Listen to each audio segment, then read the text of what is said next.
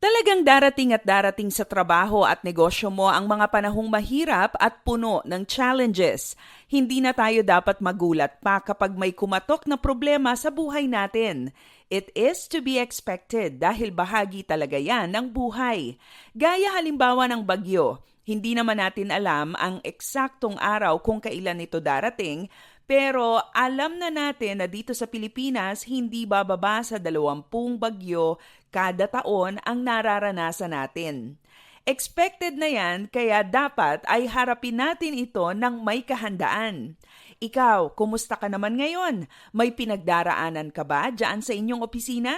Magandang araw, ako si Maloy Malibiran sa Lumbides para sa ProTips, partner mo sa inspiradong trabaho at negosyong umaasenso. Let's start with 3 important reminders. When tough times hit you, tandaan mo ang mga sumusunod. Una, you are not alone.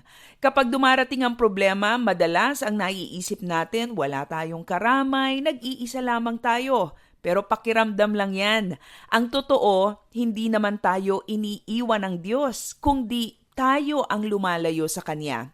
Ang sabi sa Hebrews chapter 13 verse 5, keep your lives free from the love of money and be content with what you have, because God has said, never will I leave you, never will I forsake you. Ano naman ang koneksyon ng love of money at ang hindi pag-iwan sa atin ng Diyos? Ang sinasabi dito, huwag nating mahalin ang pera kasi pwede yang maubos at mawala. Pero ang Diyos, hindi niya tayo iiwan. Hindi kanya pababayaan. Kung may problema man kayong hinaharap ngayon sa trabaho, tandaan mo, hindi ka nag-iisa. Pangalawa, you can do it. Walang pagsubok na ibinibigay sa atin ng Diyos na hindi natin kakayanin. Kung sa tingin mo'y di na kaya ng powers mo, okay lang yan. Dahil walang hindi kakayanin ang kapangyarihan ng Diyos. You are stronger than you think you are if Christ is in you. Ang sabi nga sa Philippians chapter 4 verse 13, I can do all things through Christ who strengthens me. Hindi lamang ito magandang quotation. This is truth that you can hold on to.